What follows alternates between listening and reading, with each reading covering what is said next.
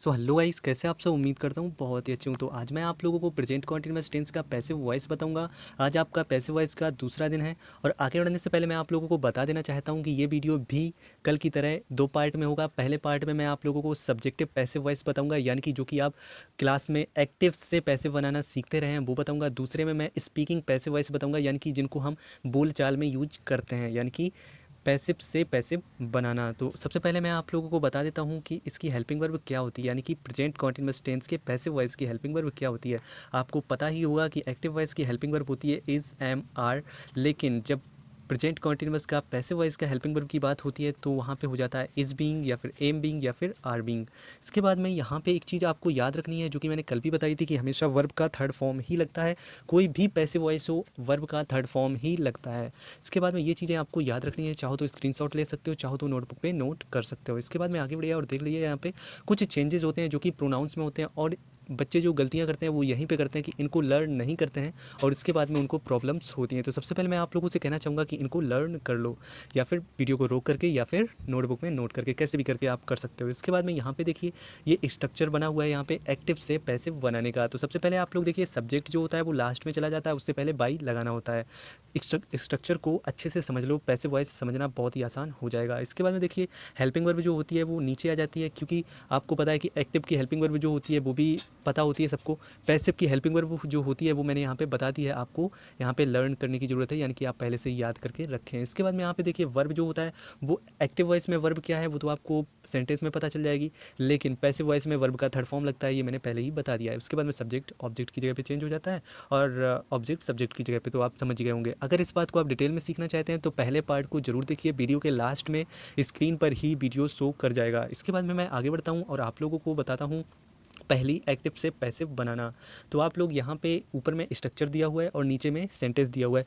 तो इनको बनाने के लिए आप ऊपर स्ट्रक्चर को देखते जाइए और इनको बनाते जाइए। इसके अलावा मैं आप लोगों को सिखाता भी जाऊँगा, और आपको वीडियो पूरा देखना है, बहुत ही अच्छे से समझ में आएगा। तो सबसे पहले मैं आप लोगों को बताता हूँ कि जैसे कि आप लोग ऊपर में राइट साइड में स्ट्रक्चर देख सकते हो कि सब्जेक्ट जो है वो ऑब्जेक्ट की जगह पे जाएगा।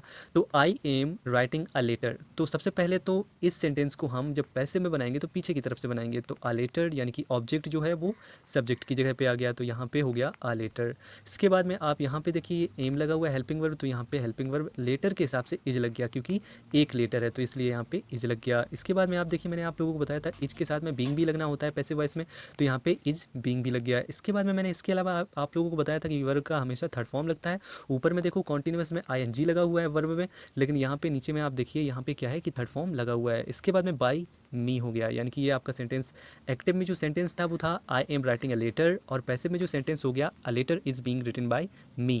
इसके अलावा गाइस, एक सेंटेंस ऐसा भी हो सकता है जो कि पैसिव वॉइस में हो सकता है, एक लेटर लिखा जा रहा है, तो इतना ही सेंटेंस बनेगा, a letter is being written. Okay, इसके बाद में आगे बढ़ते हैं और देखते हैं अगला सेंटेंस। तो यहाँ पे आप लोग देख सकते हैं कि यहाँ पे दिया हुआ है, यहाँ पे दिया हुआ है एक्टिव वॉइस में यू आर बाइंग बुक्स, यानी कि तुम किताबें खरीद रहे हो। तो सबसे पहले ये रहा सब्जेक्ट, ये रही हेल्पिंग वर्ब, ये रही वर्ब, और इसमें ये रहा ऑब्जेक्ट, आप लोग देख सकते हैं। इसके बाद में अब ऊपर में राइट साइड में देखिए, जो राइट साइड है उसमें देखिए, सबसे पहले तो स्ट्रक्चर को और इसके बाद में सेंटेंस को बनाना पैसिव वॉइस में चेंज करना शुरू कीजिए। तो आप लोग देख सकते हैं कि सबसे पहले तो नीचे जो पैसिव वॉइस का स्ट्रक्चर है, ऊपर में राइट साइड में बुक्स जो होगा, यानी कि ऑब्जेक्ट जो होगी वो सबसे आगे आ जाएगा। तो यहाँ पे हमने कर दिया बुक्स, तो बुक्स के हिसाब से यहाँ पे आर बीइंग लगेगा, क्योंकि बहुत सारी बुक्स हैं इसलिए यहाँ पे आर बीइंग लगेगा, आपको ये तो पता ही होगा। इसके बाद में आप लोग देख सकते हैं यहाँ पे बॉट लगा हुआ है। बॉट क्यों लगा है कि आपको पता है कि वर्ब का थर्ड फॉर्म लगता है, इसलिए यहाँ पे बॉट लगा हुआ है। इसके बाद में आप सब्जेक्ट के बारे में देखिए, तो सब्जेक्ट जो है, अब स्ट्रक्चर फिर से देखिए, सब्जेक्ट जो है वो पीछे आ गया है, वो भी बाई के साथ में, तो यहाँ पे यू का यू हो गया। ठीक है, इसके बाद में अब अगला सेंटेंस देख लेते हैं। अगले सेंटेंस में आप लोग देख सकते हैं यहाँ पे क्या दिया हुआ है, Mohit is not reading book. Mohit is not reading book, यानी कि मोहित किताब नहीं पढ़ रहा है, तो ये सेंटेंस है आपका। अब इस सेंटेंस को जब हम पैसिव वॉइस में चेंज करेंगे तो आपको पता है कैसे चेंज करेंगे, स्ट्रक्चर को देखिए और चेंज कीजिए। तो सबसे पहले ऑब्जेक्ट जो होगा वो आगे आ जाएगा, यानी कि बुक। ठीक है, इसके बाद में बुक के हिसाब से आप इज लगाओगे, एम लगाओगे, आर लगाओगे। आपको पता है कि बुक एक है तो यहाँ पे इज लगाना है, यानी कि बुक इज। और आपको ये तो पता ही होगा कि जब भी हेल्पिंग वर्ब के दो या तीन पार्ट होते हैं तो नॉट हमेशा पहले पार्ट के तुरंत बाद लगता है। अगर आपने नॉट का यूज नहीं पढ़ा हुआ है तो आप मेरे चैनल पे जाके नॉट का यूज सीख सकते हैं, और इसके बाद में आपको कभी भी निगेटिव सेंटेंसेस को सीखने की ज़रूरत नहीं पड़ेगी। और इसके बाद में आप थर्ड फॉर्म यहाँ पे लगाएंगे। अगर आपको सीखना है कि सारी की सारी वर्ब कैसे लर्न करते हैं तो आप सीख सकते हैं। मैंने 3 पार्ट में वर्ब बताई हुई है, उसके बाद में आप कभी भी नहीं भूलोगे। तो आपको उसमें मैंने बताया था कि रीड का जो थर्ड फॉर्म होता है वो रीड ही होता है। तो रीड, रेड, रेड, यानी कि पढ़ने में डिफरेंट होता है लेकिन लिखने में सेम होता है। तो आपका सेंटेंस यहाँ तक बना book is not being read. अब यहाँ पे मैंने मी कर दिया है, ये थोड़ा सा टाइपिंग मिस्टेक हो गया। यहाँ पे मैं कर लेता हूँ मोहित, तो थोड़ा सा वेट, यहाँ पे मैंने किया मोहित। तो सब्जेक्ट जो था, यानी कि आप स्ट्रक्चर में देखिए सब्जेक्ट जो है वो लास्ट में चला गया, यानी कि यहाँ पे आ गया। तो आप इसी से समझ सकते हैं कि यहाँ पे ये हमारा पैसिव वॉइस कंप्लीट हो चुका है। और अब मैं आप लोगों को बताता हूँ स्पीकिंग पैसिव वॉइस के बारे में। स्पीकिंग पैसिव वॉइस से मतलब ये है कि ऐसी पैसिव वॉइस जिनका यूज केवल और केवल स्पीकिंग में किया जाता है। वो पैसिव वॉइस जो मैं अभी पढ़ा चुका हूँ वो सब्जेक्टिव है, वो एग्जाम्स में आते हैं, यानी कि एक्टिव से पैसिव बनाना। और अब मैं आप लोगों को सिर्फ और सिर्फ ऐसी पैसिव वॉइस के बारे में बताऊंगा जो कि स्पीकिंग में यूज होती हैं, जैसे कि न्यूज़ चैनल और न्यूज़ पेपर्स पे। एग्जाम्पल के लिए मैं आप लोगों को बताता हूँ कि नदी पर पुल बनाया जा रहा है, इस तरीके से। एक और सेंटेंस बताता हूँ कि इंडिया और ऑस्ट्रेलिया के बीच बर्मिंघम में मैच खेला जा रहा है। अगर आप लोगों को ये सेंटेंस बनाने हैं, मतलब बनाने आते हैं तो बना के दिखाइए, कमेंट में ज़रा बना के बताइए। इसके अलावा गाइस मैं आप लोगों को अब आगे बता देता हूँ कि कैसे ये सेंटेंसेस बनाने होते हैं। तो सबसे पहले आपको स्ट्रक्चर देखना है। सबसे पहले आपको ऑब्जेक्ट ढूंढना होता है सेंटेंस में, फिर हेल्पिंग वर्ब लगानी होती है, और वो हेल्पिंग वर्ब लगाएंगे हम सेंटेंस के हिसाब से। तो हमें वो हेल्पिंग वर्ब कौन सी सेंटेंस में कौन सी हेल्पिंग वर्ब लगानी है पैसिव वॉइस में। एक्टिव वॉइस की तो सबको लर्न हो जाती है, लेकिन पैसिव वॉइस में थोड़ा सा प्रॉब्लम होता है, तो उनको आप लोग याद कर लें। वर्ब का थर्ड फॉर्म हमेशा लगता है, ये आपको याद करने की जरूरत नहीं है, बाय सब्जेक्ट।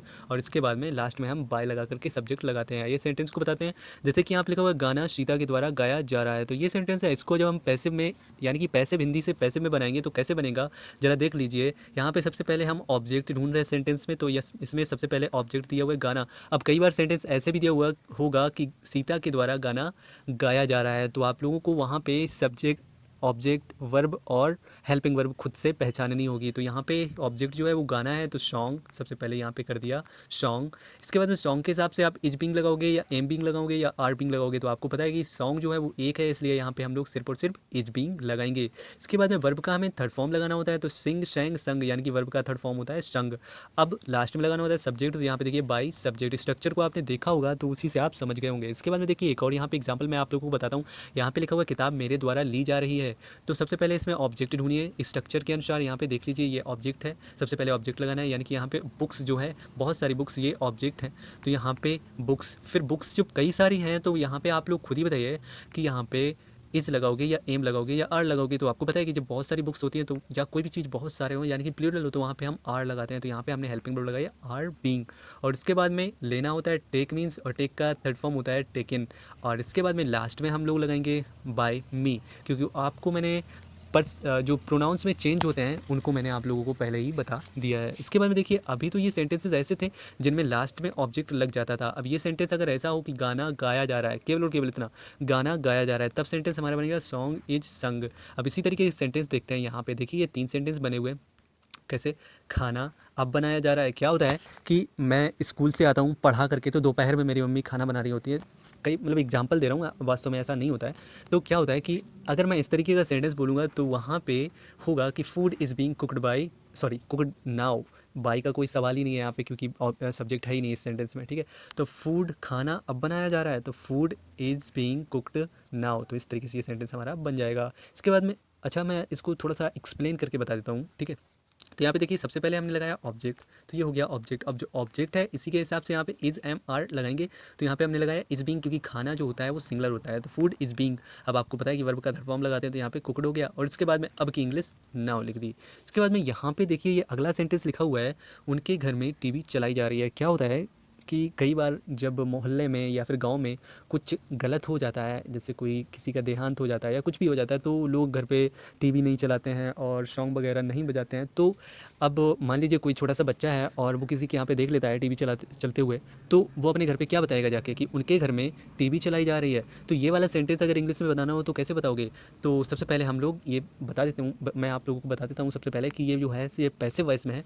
तो इसको जब हम बनाएंगे तो कैसे बनाएंगे? सबसे पहले हम लगाएंगे ऑब्जेक्ट, तो टीवी ऑब्जेक्ट है इस सेंटेंस का। इसके बाद में इज लगाएंगे, टीवी इज़ बीइंग, यानी कि यहाँ पे लगा दिया हमने टीवी इज़ बीइंग। और इसके बाद में यहाँ पे लगाएंगे हम प्ले का थर्ड फॉर्म, क्योंकि आपको पता है कि यहाँ पे हम थर्ड फॉर्म ही लगाते हैं। और इसके बाद में इन हिज हाउस, ये हो गया दूसरा ऑब्जेक्ट।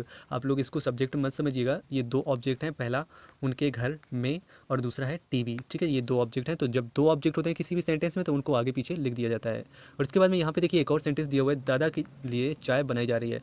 दादा के लिए चाय बनाई जा रही है। अब यहाँ पे अगर होता कि राधा के द्वारा दादा के लिए चाय बनाई जा रही, तो वहाँ पे राधा जो होती वो सब्जेक्ट होती, लेकिन इस सेंटेंस में सब्जेक्ट है ही नहीं। इसमें भी दो ऑब्जेक्ट हैं, एक दादा के लिए और दूसरा चाय।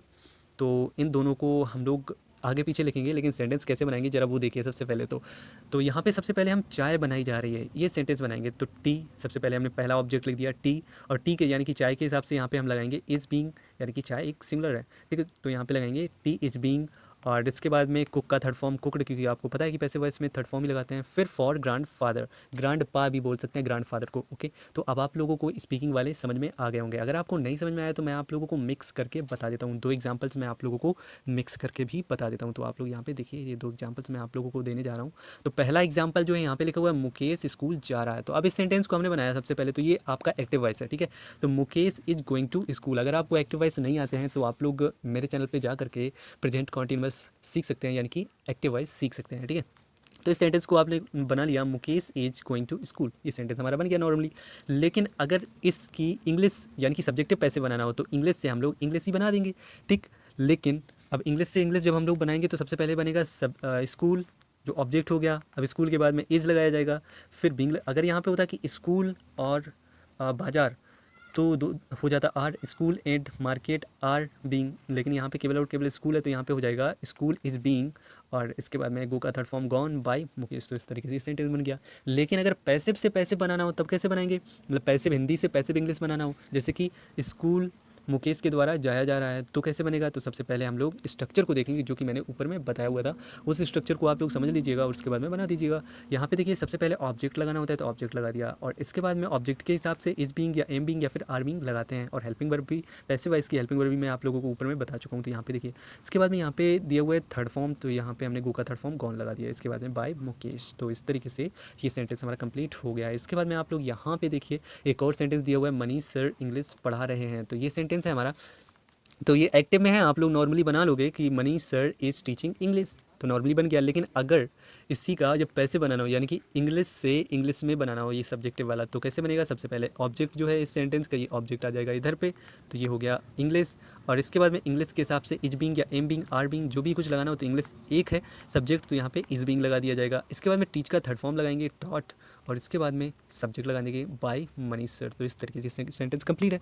लेकिन अगर आपको पैसिव हिंदी से पैसिव इंग्लिश बनाना हो तब कैसे बनाओगे, तो आपको पता है कि स्ट्रक्चर जो कहता है सबसे पहले ऑब्जेक्ट लगाना है, फिर is being am being are being लगाना है, फिर वर्ब का थर्ड फॉर्म और उसके बाद में ऑब्जेक्ट लिखना है।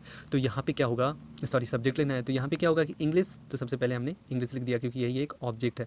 अब इंग्लिश के हिसाब से इज बीइंग लगा दिया, फिर इसके बाद में हमें क्या करना होगा कि पढ़ाई जा रही, कि इंग्लिश लिखनी है, और पढ़ाई जाना होता है टीच का थर्ड फॉर्म टॉट और बाय मनीष सर। अब ये आप लोगों के दिमाग में अगर आ रहा है कि ये मनीष सर कौन है, तो आप लोगों को बता देता हूँ कि मनीष सर आपके सर के सर हैं समझ गए होंगे। अगर नहीं समझे तो दोबारा से इस को रिपीट करवा लीजिए, मतलब बैक कर ले थोड़ा सा वीडियो को। और इसके बाद में आप लोगों से मैं कहना चाहता हूँ कि अगर आपको वीडियो पसंद आया तो लाइक कीजिए और चैनल को सब्सक्राइब जरूर कीजिएगा, क्योंकि मैं ऐसे ही वीडियोस लाता रहता हूँ। आप लोगों को बता देता हूँ कि मैं मॉडल वर्ब्स की हेल्प, पैसिव वॉइस और सारे के सारे सेंटेंसेस की पैसिव वॉइस सब कुछ बताने वाला हूँ। इसके अलावा आपको पार्ट 1 जरूर दिखना चाहिए। मिलते हैं नेक्स्ट वीडियो में, तब तक के लिए बाय, टेक केयर।